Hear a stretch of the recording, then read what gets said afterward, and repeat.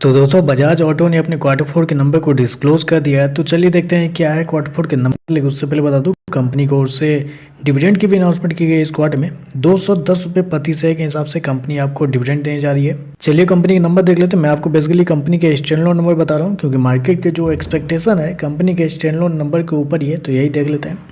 तो देखिए पिछले क्वार्टर की बात करते हैं। तो पिछले क्वार्टर में कंपनी का टोटल रेवेन्यू जो कंपनी ने ऑपरेशन के थ्रू जनरेट किया था 12,806 करोड़ के आसपास। पिछले साल 11,484 करोड़ के आसपास, जबकि अभी देखें तो बढ़ के 12,147 करोड़ आपको जाता हुआ देखने को मिला। तो साल दर साल जाते हैं तो साल दर साल कंपनी के रेवेन्यू के अंदर तेजी आपको देखने को मिल रही है।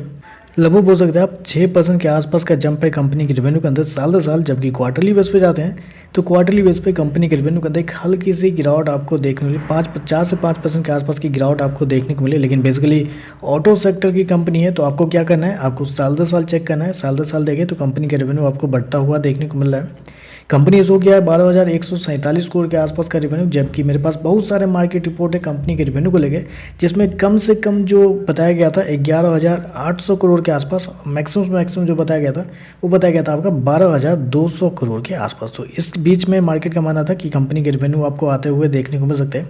तो रेवेन्यू आप कर सकते टोटली इनलाइन कंपनी के रेवेन्यू आपको देखने को मिल रहा है। खर्चे की बात करते हैं तो देखिए पिछले क्वार्टर में कंपनी खर्चे 10,340 करोड़, पिछले साल 9,291 करोड़, जबकि अभी देखें तो 9,825 करोड़ आपको देखने को मिल रहा है। तो खर्चे भी देखें तो खर्चे भी आपको कंट्रोल में आपको देखने को मिला है। चलिए कंपनी का प्रॉफिट क्या निकलता है वो देखते हैं।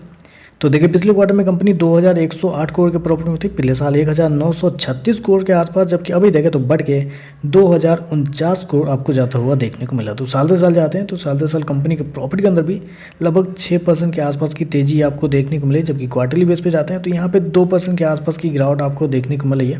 लेकिन हमें साल दर साल चेक करना है, तो हमें क्वार्टर से मतलब ही नहीं है। साल दर साल देखें 6% के आसपास का जंप आपको देखने को मिला है। हमारे पास मार्केट रिपोर्ट बहुत सारे, जिसमें जो रेंज निकल के आता है कंपनी के प्रॉफिट को लेके, वो था लगभग 1,915 करोड़ से लेके 2,050 करोड़ के बीच में। मार्केट माना था कि इसके बीच में कंपनी का प्रॉफिट आपको आता हुआ देखने को मिलेगा।